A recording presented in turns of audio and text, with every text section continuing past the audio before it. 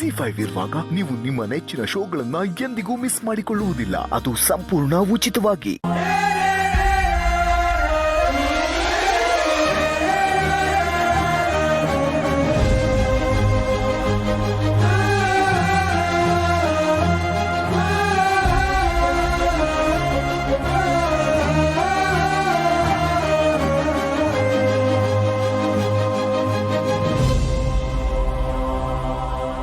ನನ್ನ ಸೊಸೆನ ಏನೋ ಅಂದ್ಕೊಂಡಿದ್ದೆ.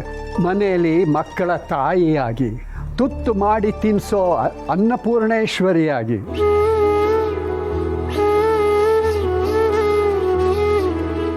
ಎಲ್ಲರನ್ನೂ ಮಮತೆಯಿಂದ ನೋಡ್ಕೊಳ್ಳೋ ಬರೀ ಮಮತಾ ಮೂರ್ತಿ ಅಂತ ಅಂದ್ಕೊಂಡಿದ್ದೆ ಅಷ್ಟೆ. ಆದರೆ ನನ್ನ ಸೊಸೆನಲ್ಲಿ ಸಾಕ್ಷಾತ್ ಶಾರದಾ ದೇವಿನೇ ಇದ್ದಾಳೆ.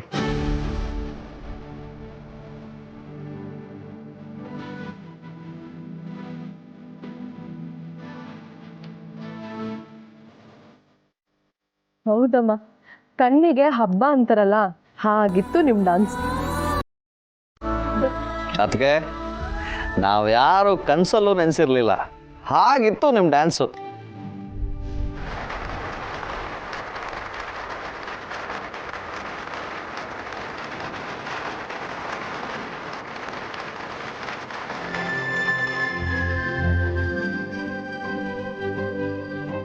ಅಭಿ, ಪ್ರೋಗ್ರಾಮ್ ಮುಗಿತಾ ಇದೆ.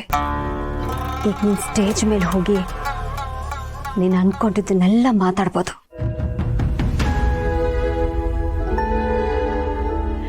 ಅಭಿ, ನಿನಗೆ ಹೇಳ್ತಿರೋದು, ಹೋಗಿ ಮಾತಾಡು.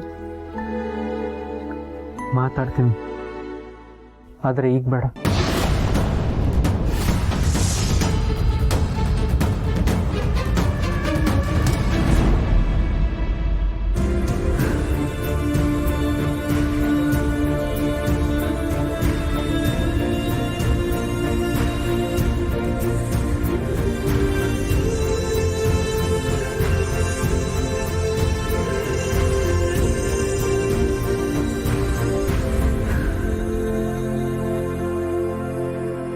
Just wonderful. ನೀವಿವತ್ತು ಸೆಲೆಬ್ರಿಟಿ ಆಗ್ಬಿಟ್ರಿ ಗೊತ್ತಾ. ನಿಮ್ಮ ಡಾನ್ಸ್ ಎಷ್ಟು ಚೆನ್ನಾಗಿತ್ತು. ನಂಗೊಂದು ಸೆಲ್ಫಿ ಕೊಡ್ತೀರಾ ಪ್ಲೀಸ್? ಎಲ್ಲರಿಗೂ ನೀವು ನನ್ನ ದೊಡ್ಡಮ್ಮ ಅಂತ ತೋರಿಸ್ಕೊಂಡು ತಿರ್ಗಾಡಬೇಕು.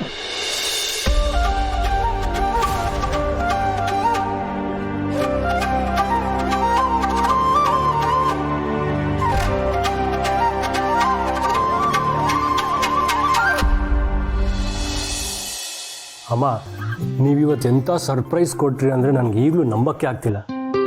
ನಿಜವಾಗ್ಲೂ ನೀವು ಎಷ್ಟು ಚೆನ್ನಾಗಿ ಡ್ಯಾನ್ಸ್ ಮಾಡಿರೋದು, ಅದು ಆ ಸ್ಟೇಜಲ್ಲಿ ಅಷ್ಟು ಜನರ ಮುಂದೆ. ಅದಕ್ಕೆ ನೀವು ಇಷ್ಟು ಚೆನ್ನಾಗಿ ಡ್ಯಾನ್ಸ್ ಮಾಡ್ತೀರಾ ಅಂತ ನಾವು ಯಾರು ಊಹೆ ಕೂಡ ಮಾಡಿರಲಿಲ್ಲ. ಊಹೆ ಮಾಡ್ಕೊಳ್ಳೋಕೆ ಇವ್ರು ಒಂದು ಸುಳಿವು ಬಿಟ್ಕೊಟ್ಟಿರ್ಲಿಲ್ವಲ್ಲ. ಅಲ್ಲ, ನೀವು ಇಷ್ಟು ಚೆನ್ನಾಗಿ ಡ್ಯಾನ್ಸ್ ಕಲ್ತಿದ್ದು ನಮಗೆ ಗೊತ್ತೇ ಇಲ್ವಲ್ಲ ತುಳಸಿಯವರೇ.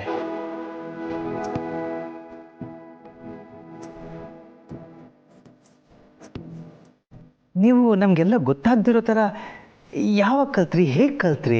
ಇದರಲ್ಲಿ ನನ್ನ ಸಾಧನೆ ಏನೂ ಇಲ್ಲ. ಇದನ್ನೆಲ್ಲ ನಾನು ಕಲಿತೆ ಅಂತ ಹೇಳೋದಕ್ಕಿಂತ ಪೂರ್ಣಿ ಕಲಿಸಿದ್ದು ಅಂತ ಹೇಳಿದ್ರೆ ಅದು ಸರಿ ಇರುತ್ತೆ ಅನಿಸುತ್ತೆ. ಅಮ್ಮ, ನಾನು ಕಲಿಸಿದ್ರಲ್ಲಿ ದೊಡ್ಡತನ ಏನೂ ಇಲ್ಲ. ನಾನು ಅಲ್ಲದೆ ಇದ್ದಿದ್ರು ಬೇರೆ ಯಾರಾದರೂ ಡಾನ್ಸ್ ಕಲಿಸ್ಬೋದಿತ್ತು.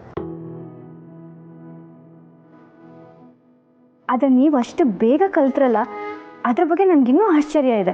ಇಲ್ಲ ಪೂರ್ಣಿ, ನನಗೆ ಡ್ಯಾನ್ಸ್ ಬಗ್ಗೆ ಏನೂ ಗೊತ್ತಿರಲಿಲ್ಲ. ಒಂದು ರೀತಿ ಖಾಲಿ ಹಾಳೆ ಅನ್ಬೋದು.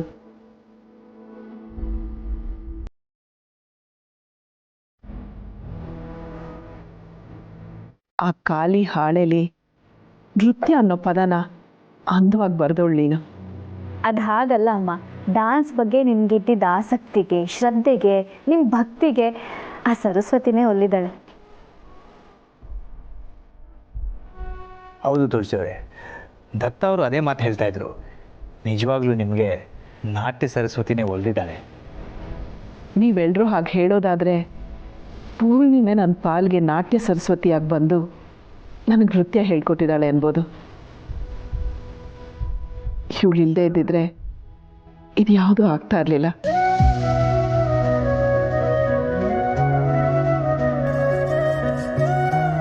ನನ್ನಂತವಳಿಗೆ ಇಷ್ಟು ಚೆನ್ನಾಗಿ ಡ್ಯಾನ್ಸ್ ಮಾಡೋದಕ್ಕೆ ಹೇಳ್ಕೊಡ್ತಾಳೆ ಅಂದರೆ ಪೂರ್ಣಿಗೆ ಇನ್ನದ್ದೆಂಥ ಪ್ರತಿಭೆ ಇರಬೇಕು.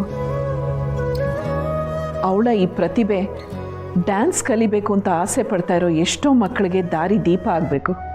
ಸರಿಯಾಗಿ ಹೇಳಿದ್ರಿ. ನೀವು ನನ್ನ ಸೊಸೆಯಿಂದ ಡಾನ್ಸ್ ಕಲ್ತಿದ್ದಕ್ಕೆ ನಮಗೆಲ್ಲ ಎಷ್ಟು ಸಂತೋಷ ಆಯಿತು.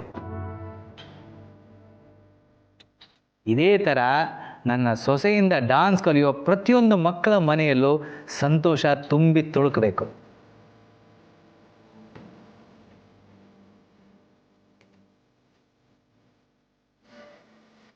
ಹಾಗಾಗಬೇಕು ಅಂದರೆ ಪೂರ್ಣಿನ ಮುಂದೆ ಮಕ್ಕಳಿಗೆ ಡಾನ್ಸ್ ಹೇಳ್ಕೊಡ್ಬೇಕು.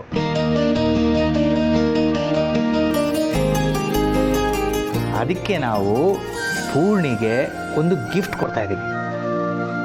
ನನ್ನ ಮತ್ತು ತುಳಸಿಯವರ ಕನಸು ನಿಜ ಆಗುತ್ತೆ. ಕನಸ? ಹೌದು.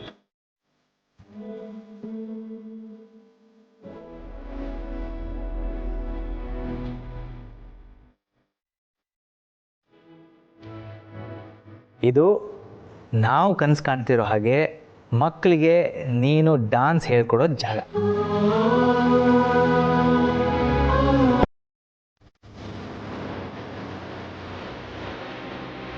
ಇಲ್ಲಿ ನಾಟ್ಯ ಸರಸ್ವತಿ ನೃತ್ಯ ಶಾಲೆ ಅಂತ ಕಟ್ಟಿವಿ.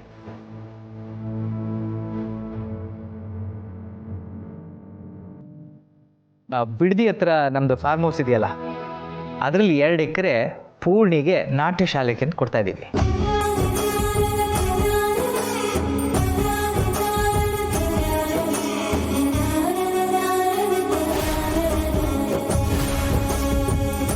ಅಲ್ಲಿ ಡ್ಯಾನ್ಸ್ ಕಲಿಯೋ ಮಕ್ಕಳಿಗೆ ಊಟ, ಉಳ್ಕೊಳ್ಳೋ ಜಾಗ ಎಲ್ಲ ಇರುತ್ತೆ. ನೃತ್ಯನೇ ಜೀವನ ಅಂದ್ಕೊಂಡಿರೋ ಎಷ್ಟೋ ಮಕ್ಕಳಿಗೆ ಪೂರ್ಣಿಯಲ್ಲಿ ಡ್ಯಾನ್ಸ್ ಕ್ಲಾಸ್ ಮಾಡ್ತಾಳೆ.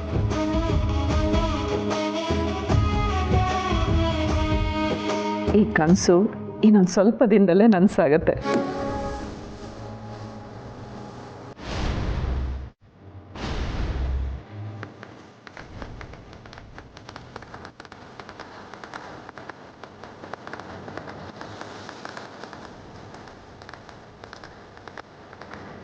ಪುಣಿ, ನೀನು ಪ್ರಾಕ್ಟೀಸ್ ಕಂಟಿನ್ಯೂ ಮಾಡು.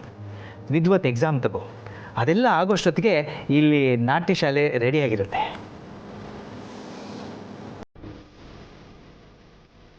ಹಾಗಿದ್ರೆ ಇನ್ನು ಸ್ವಲ್ಪ ದಿನದಲ್ಲಿ ಪೂರ್ಣಿಯವರು ವಿದೂಷಿ ಪೂರ್ಣಿಯವರು ಆಗ್ತಾರೆ.